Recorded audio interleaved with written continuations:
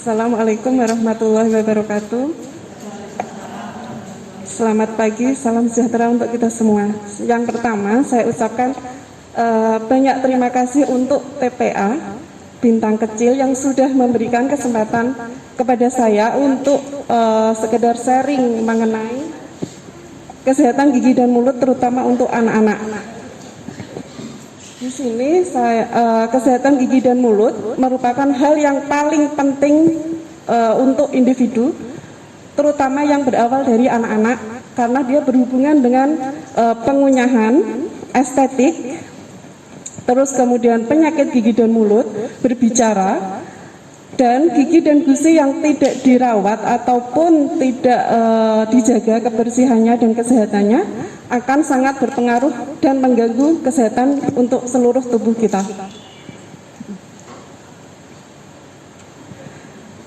Kemudian gigi dan mulut, kesehatan gigi anak-anak yang pertama muncul pada usia 6 bulan itu udah mulai ada pertumbuhan gigi susu.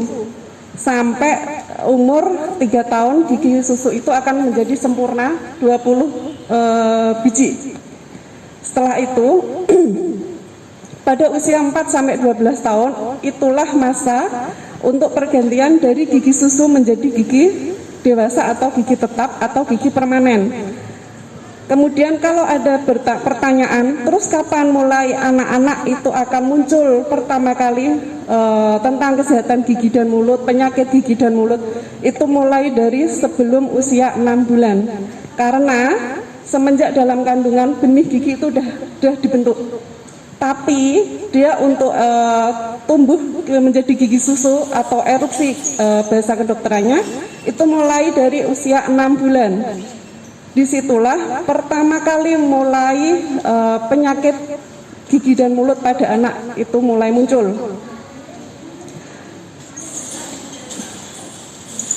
Kemudian kelainan apa saja yang ada di dalam rongga mulut pada masa usia anak-anak bahkan pada usia dewasa.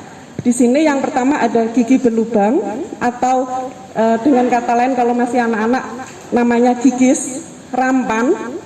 Kemudian ada penyakit yang lain seperti radang gusi, gusi bengkak, gusi berdarah, gusi bernanah.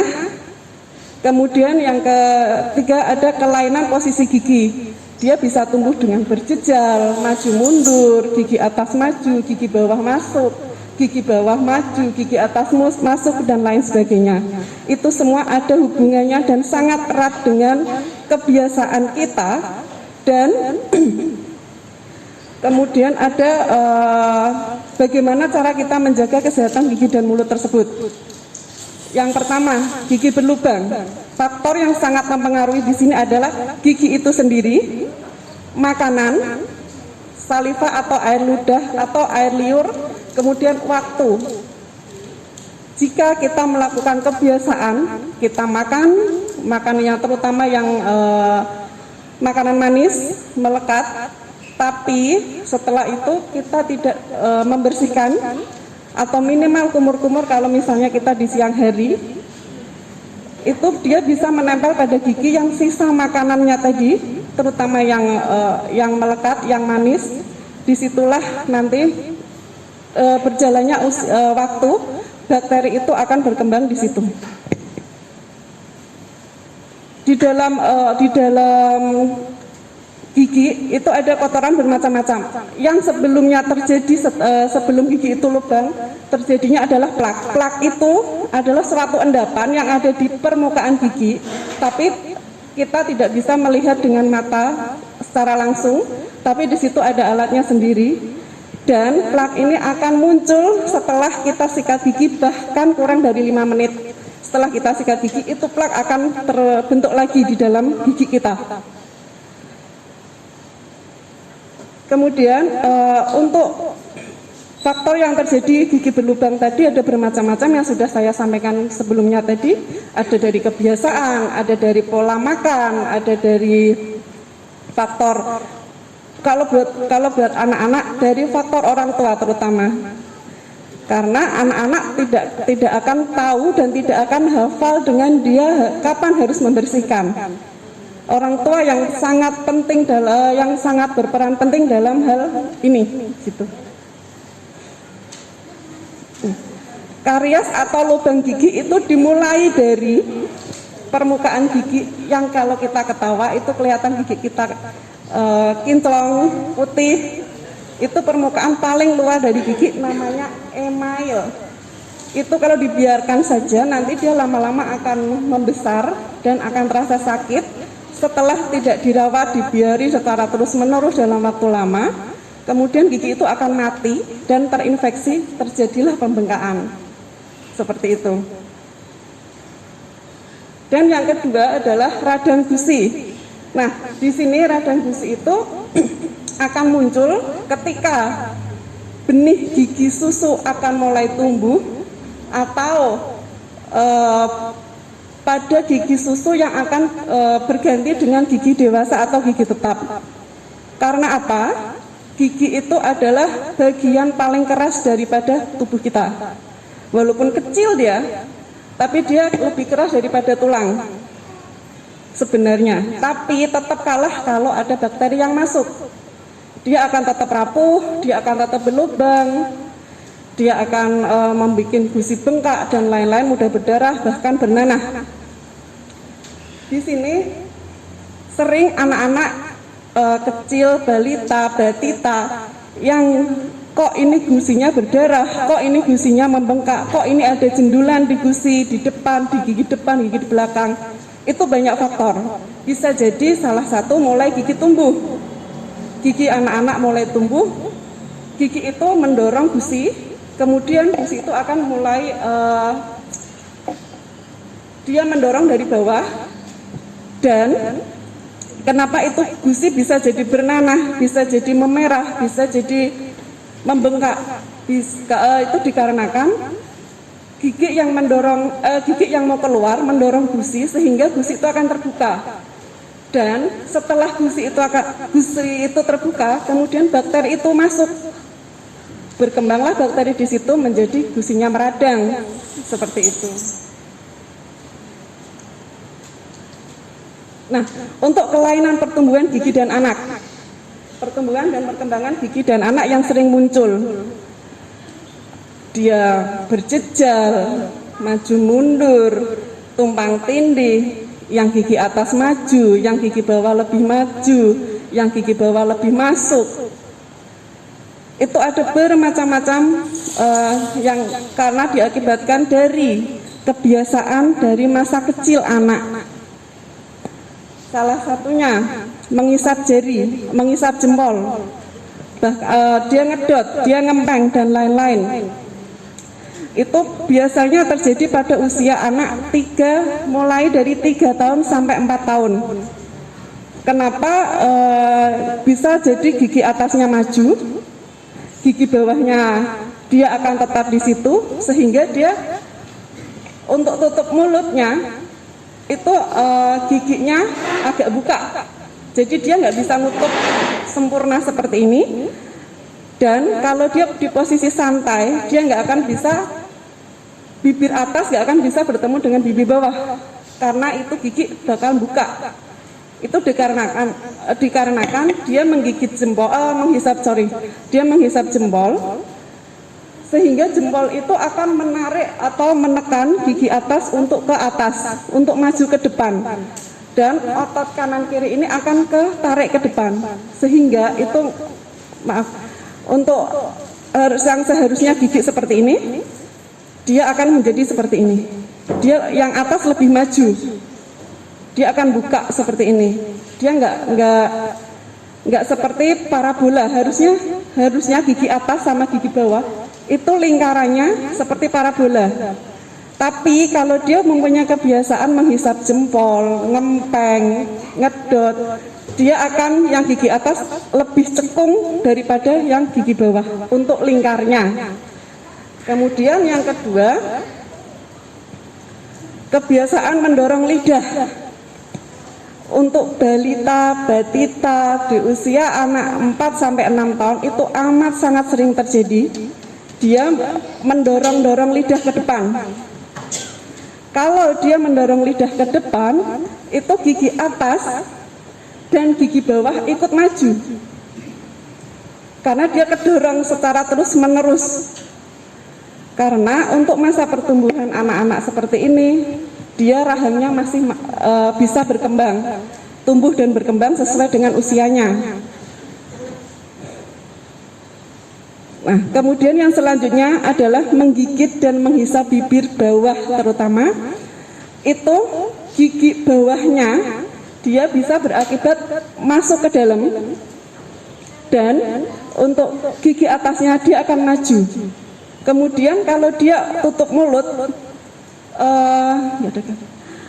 kalau dia tutup mulut itu bibir bawah jadi kegigit bibir atas, di bibir bawah kegigit gigi atas. Jadi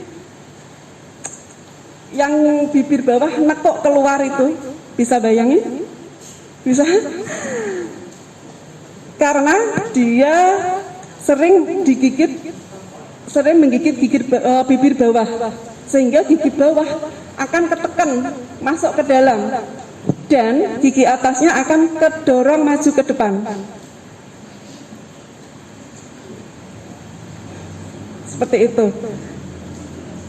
Kemudian ada banyak cara untuk menanggulangi atau menghindari kebiasaan yang mengakibatkan terjadinya banyak masalah yang tadi, ada penyakit, ada kelainan, dan lain-lain.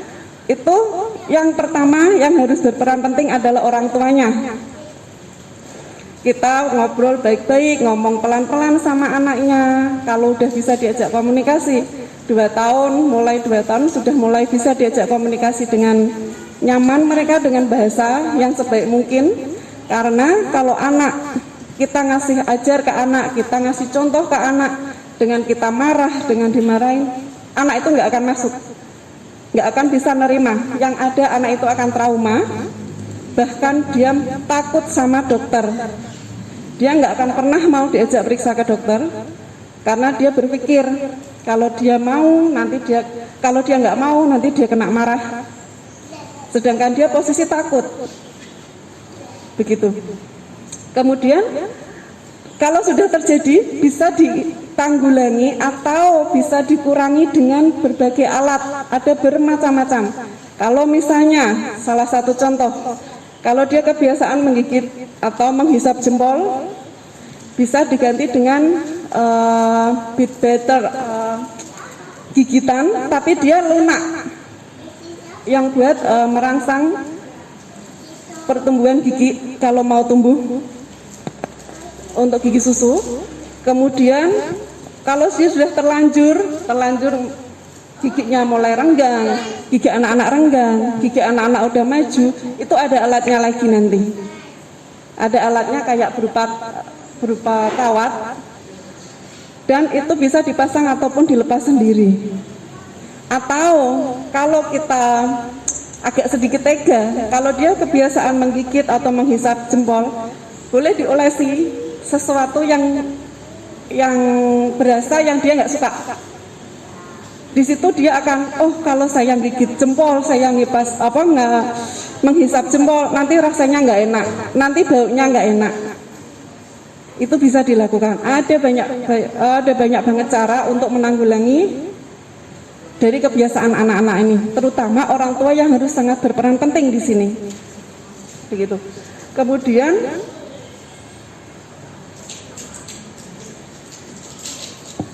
untuk mencegah kelainan gigi dan mulut harus diterapkan hukumnya wajib sikat gigi sehari 2 kali, nggak usah lebih, dan jangan kurang.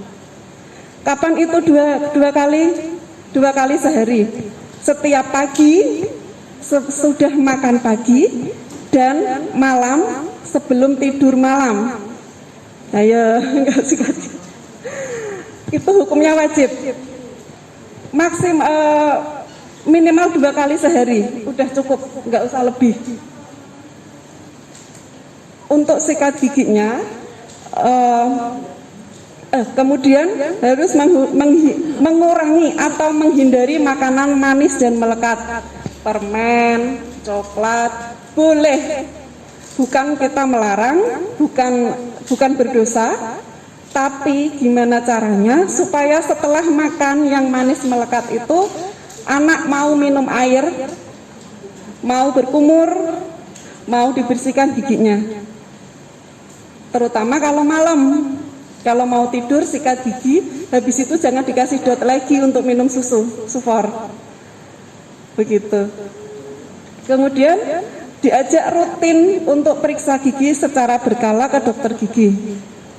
6 bulan sekali minimal, dan kalau ada keluhan harus secepatnya dibawa ke dokter. Jangan ditunggu sampai anak demam, jangan sampai ditunggu sampai itu gusi bengkak dan lain-lain. Kalau dia udah bilang gigi saya sakit, saya nggak bisa makan, kan biasanya anak-anak kan nggak bisa bilang. Kalau misalnya dia ucapannya belum jelas, anak-anak cuma bisa menangis. Tapi kita tahu orang tua, ini anak kenapa? Dikasih suapin ini nggak mau, dikasih minum ini nggak mau, dikesentuh giginya sedikit sakit, dia nangis. Itu kita tahu, oh ya, ini berarti dia sumber sakitnya ada di gigi. Secepatnya dibawa ke dokter saja. Kalau dia udah demam, biasanya kalau masa pertumbuhan gigi itu gusi bengkak disertai demam. Cukup diminumin penurun demam, nggak usah dikasih obat yang lain. Kalaupun dia demam, kalau tidak jangan, cukup diperiksain saja. Jadi kita ngasih obatnya sesuai dengan kasus yang ada, yang sangat dibutuhkan, bukan karena kita kira-kira, nggak boleh. Dan untuk dosis anak itu berbeda dengan dewasa. Jadi harus sesuai dengan aturan yang benar gitu. Kemudian diajarilah anak-anak mulai sejak dini untuk sikat gigi. Bagaimana kalau ada pertanyaan, bagaimana kalau cara mengajari sikat gigi untuk anak usia 1,5 tahun? Misalnya bisa, kalau anak 1,5 tahun, kalau sudah bisa diajak interaksi dan giginya sudah mulai tumbuh lebih banyak, boleh, mungkin kita ajak sikat gigi bareng-bareng, ajari sikat gigi, pilih sikat gigi yang bagus, yang berujung runcing, yang berbulu halus, yang sekarang ada dijual di luaran sana bermacam-macam jenis sikat gigi dan bentuk dan warna. Kemudian pasta gigi juga. Caranya, kalau anak itu susah, sementara walaupun penggunaan media sosial itu nggak baik untuk anak-anak, tapi untuk merangsang itu boleh diputerin, sambil diputerin misalnya YouTube cara menyikat gigi untuk anak-anak, mereka akan senang, akan terangsang dari situ, begitu. Kemudian untuk penggunaan pasta gigi anak-anak, nah ini ada aturannya, karena untuk anak-anak, untuk fluor, pasta gigi itu selalu mengandung fluor, ya. Untuk dosis anak-anak itu ada aturannya sendiri, karena fluor itu memang zat yang berfungsi untuk menguatkan gigi, tapi kalau dia berlebihan justru merusak gigi, begitu. Nah, untuk aturannya bagaimana, seberapa banyak ini? Kalau misalnya dia ada usia di bawah 3 tahun, cukup dikasih sebutir beras kecil banget, sedikit banget, begitu. Kemudian kalau anak usia di atas 3 tahun sampai 6 tahun, itu dikasihnya sebesar biji kacang polong. Itu kan juga pasti sikat giginya yang kecil, jadi udah kelihatan tampak banyak di situ, begitu. Terus kemudian diajarin caranya, Mas.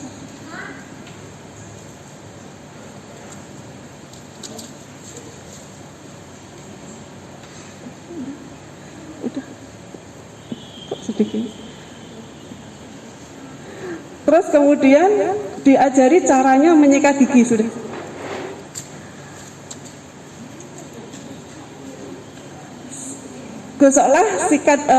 Gosoklah gigi pada semua permukaan gigi serta lidah, dan caranya untuk gigi atasnya gerakannya turun ke bawah untuk gigi atas, gini, Kemudian untuk gigi bawah, dia gerakannya ke atas. Fungsinya apa? Kalau gigi atas turun ke bawah, itu sikat gigi mengarah ke arah permukaan gigi. Jadi dia sambil memijat gusinya sesuai dengan arah pertumbuhan giginya. Karena kalau kita sikat giginya arahnya maju mundur, gerakannya maju mundur seperti mungkin sebagian besar orang melakukan seperti itu, ya, itu di sela-sela giginya nggak akan bersih. Sisa makanan yang ada di sela-sela gigi dia nggak akan ikut lepas, dikarenakan dia kelewat. Selain itu, dia akan merusak gusi. Dan kalau dilakukan secara terus-menerus berulang kali setiap hari dengan gerakan dan kecepatan yang tinggi, karena mungkin terburu-buru, itu dia akan mengakibatkan gusinya semakin naik. Kalau gusinya udah semakin naik, gigi akan terasa ngilu banget, ngilu sekali, dikarenakan yang seharusnya ketutup gusi jadinya kebuka. Itu yang akan memberikan kesempatan sisa makanan untuk nempel dan memberikan rumah untuk bakteri tersebut. Begitu. Setelah atas dan bawahnya sudah bersih dengan gerakan kalau atas turun ke bawah, kalau bawah naik ke atas, kemudian untuk permukaan pengunyahan maju mundur. Memang harus maju mundur untuk permukaan, dan untuk di dalam rongga mulutnya yang dekat lidah itu gerakannya kayak mencangkul. Ini, iya. Seperti itu, dan diusahakan jangan terlalu kenceng, jangan terlalu cepat. Bahkan banyak orang yang sikat gigi 1 menit saja sudah selesai, itu banyak sekali karena alasannya terburu-buru. Sedangkan itu akan sangat merusak apa yang ada di dalam rongga mulut, dari gusi bahkan sampai gigi. Begitu.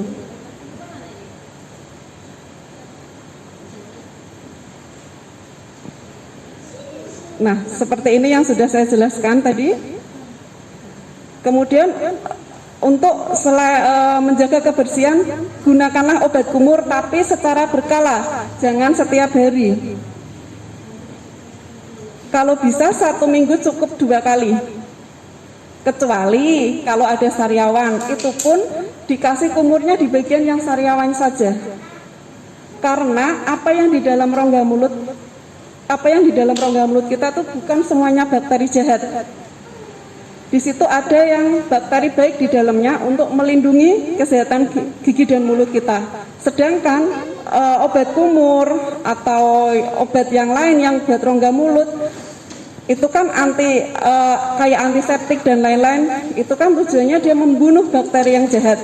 Tapi kalau berlebihan, dia justru membunuh bakteri yang baik di dalam. Jadi nggak ada pelindungnya lagi di dalam. Begitu. Nah, selain itu untuk menjaganya lagi adalah makanan dan minuman. Makanan, perbanyaklah sayur, buah, dan jangan dibiasakan anak untuk makan buah dengan dibikin jus atau dibikin minuman. Karena apa? Rongga mulut, rahang, masa usia 2 sampai seterusnya adalah masa-masa pertumbuhan dan perkembangan rahang. Kenapa harus dikasih jangan terlalu sering dikasih makanan buah, terutama dalam bentuk jus, dihaluskan dan lain-lain. Karena dengan mengunyah mereka itu bisa mempengaruhi perkembangan rahang. Dia membantu, dia merangsang perkembangan rahang tersebut biar menjadi kuat. Walaupun di situ giginya belum lengkap, gigi susu belum lengkap. Kalau dia udah boleh makan, yang makan nasi, makan buah, dikasihlah buah biar dia gigit sendiri, sekuatnya dia, semampunya dia. Jangan terlalu sering dibikin jus. Begitu. Terus kemudian sering-seringlah makan dengan sayur. Makan sayur, makan ikan, makan buah itu sangat bagus untuk perkembangan dan pertumbuhan dan perkembangan rahang dan rongga mulut, untuk kesehatan rongga mulut, gigi dan mulut anak. sehingga kelengkapan gizi itu akan terpenuhi dari vitamin D, kalsium, fluor. Kalau fluor tadi dari sikat gigi, pasta gigi sesuai dengan dosis, sesuai dengan aturan, seperti itu. Kemudian setelah itu usahakan sebisa mungkin sisihkan waktu untuk periksa ke dokter gigi secara berkala, 6 bulan sekali minimal, atau secepatnya kalau sudah ada keluhan. Begitu. Mungkin sampai di sini yang bisa saya sharingkan ke semuanya, ke ibu-ibu, bapak-bapak, mbak, mas, adik-adik semua. Semoga semuanya bermanfaat. Kalau ada pertanyaan, monggo. Terima kasih. Assalamualaikum warahmatullahi wabarakatuh. Sebentar,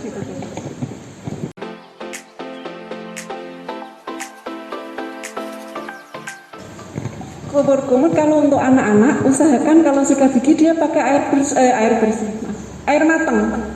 Enggak, kalau apa pakai kumur-kumur kayak kumur kayak Listerine apa gimana?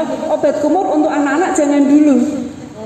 Jangan dulu. Kalau anak sariawannya gitu gimana? Kalau ada sariawannya, itu karena apa? Karena dia mau giginya mau tumbuh, ya nggak masalah. Selama itu kebersihan giginya tetap dijaga. Nanti untuk sariawan, untuk gigi yang mau tumbuh, itu dalam waktu 3 atau 4 hari dia akan sembuh dengan sendirinya. Itu dikarenakan gusinya kedorong gigi yang mau tumbuh. Begitu. Berarti obat kumur jangan dulu ya. Jangan. Makasih. Iya.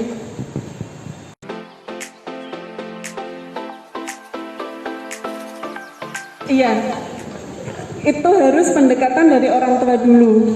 Kasih penjelasan, kita ke dokter gigi, kita harus periksa gigi biar gigi kita tetap sehat, gigi kita tetap bersih, nggak ada kuman yang datang, nggak akan ada nanti giginya jadi bersih, jadi sehat, nggak akan berlubang dan nggak akan sakit. Nanti di sana nggak ada apa-apa kok, nggak diapa-apain. Bukan berarti kita ngasih bohong ya sama anak, itu nggak boleh, karena nanti bikin anak itu trauma dan tidak akan mau datang lagi. Tapi kita kasih penjelasan dengan bahasa dia, bahasa kita yang bisa ditangkap sama dia. Jadi kita ngapain ke dokter gigi? Apa pentingnya ke dokter gigi? Apa fungsinya ke dokter gigi? Mereka nggak tahu, mereka taunya nanti di sana saya disuntik. Padahal tidak, kalau masa-masa usia segini tidak akan ada suntik menyuntik. Karena untuk gigi misalnya nih udah gigi goyang, udah giginya udah gigis. Kalau belum waktunya tidak boleh dicabut. Begitu, jadi kasih penjelasan saja ke anak. Biar dilihat dokternya, biar giginya selalu bersih, biar giginya sehat, nggak ada lubang gigi, nggak ada kuman yang masuk, nggak ada bengkak, nggak ada berdarah, nggak sakit. Begitu, jadi pinter-pinternya orang tua untuk bicara ke anak. Ya, makasih Bu Dokter. Iya.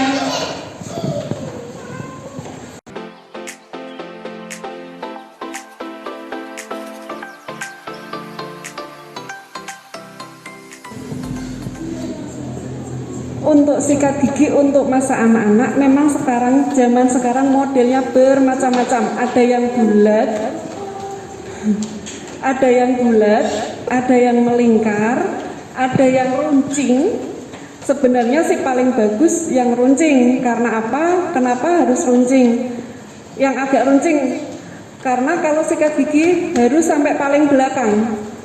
Ya, kalau dia meruncing, dia bisa sampai belakang sana. Tapi kalau misalnya dia giginya udah rampan, udah gigis semua, itu kan berarti dia bentuknya udah nggak gini lagi, udah lurus. Kalau udah lurus pakai itu nggak masalah, kan dia nggak ada sudutnya satu gigi dengan yang lain gitu, itu boleh. Dan kalau memang udah terlanjur gigis, bahkan habis, bahkan tinggal sisa item-itemnya saja, itu dia tidak akan mempengaruhi untuk gigi tetapnya akan tumbuh menjadi baik, menjadi buruk selama yang gigis itu tetap terjaga kebersihannya, dia nggak akan dia nggak semakin parah, dan giginya itu tanggal sesuai waktunya. Kalau belum waktunya tanggal, jangan dicabut paksa. Kalau sudah waktunya tanggal dan sudah ada gigi penggantinya, harus dicabut paksa bisa. Untuk menghindari apa? Biar nggak kesundulan. Iya, kalau kesundulan nanti hasil akhirnya gigi itu akan maju mundur. Iya, kalau dia dicabut sebelum waktunya, gigi yang masih kanan kiri dia akan gerak, akan nutupin gigi yang mau tumbuh. Nanti munculnya juga masih mundur lagi, begitu.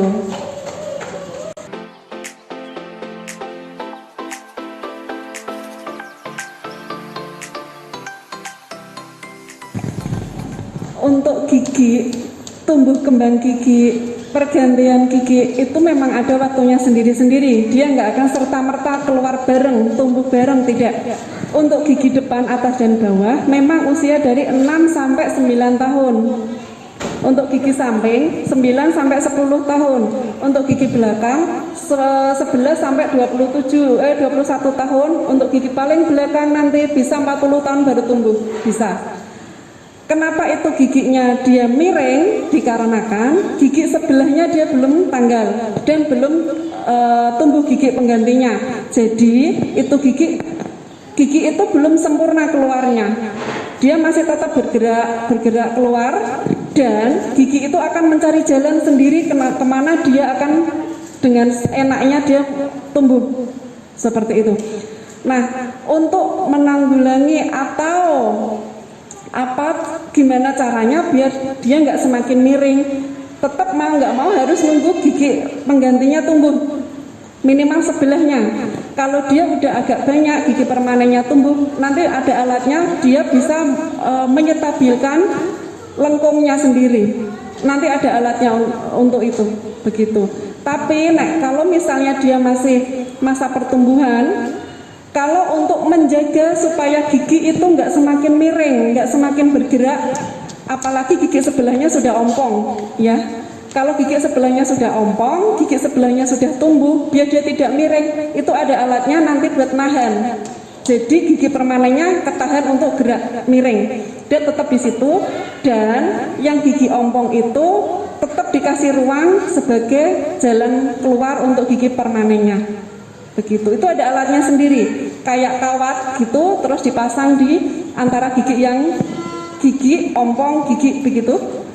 Kalau gigi ompong gigi gini, di sini tengah-tengahnya ini ada alatnya buat menjaga ruang. Jadi nanti untuk gigi yang mau tumbuh, calon giginya itu dia akan lurus ke atas, dia nggak akan tumbuh di depan gusi atau di belakang gusi sana, kalau memang dikasih tempatnya sendiri tadi. Kalau tidak, ya nanti yang gigi tumbuh itu dia akan miring dan nutupi ruang yang ada. Begitu tuh, nanti kalau gigi ruang yang ada ketutup, gigi yang mau tanggal itu dia akan maju, kalau enggak masuk ke dalam, terjadilah kayak gingsel seperti itu.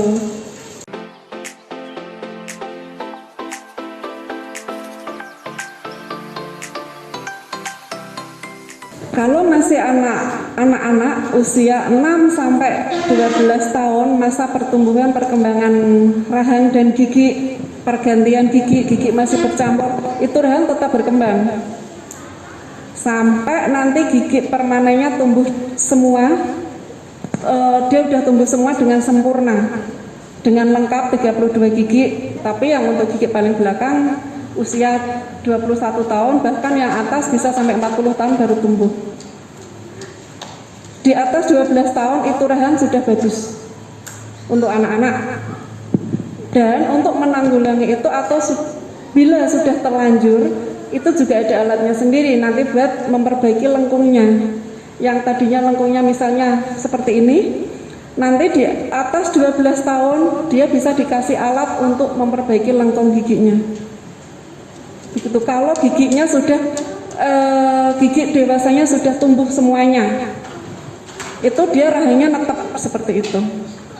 Tapi masih bisa diperbaiki jika dari kecil karena dia kebiasaan tadi ngempeng, ngedot, ngisap jempol, gigit jempol dan lain-lain, itu kan pasti rahang atasnya seperti ini. Rahang atasnya tidak seperti ini, tapi seperti ini. Ya, itu nanti ada alatnya sendiri buat memperbaiki lengkungnya. Yang tadinya lengkungnya seperti ini bisa dikembalikan ke bentuk yang normal. Begitu.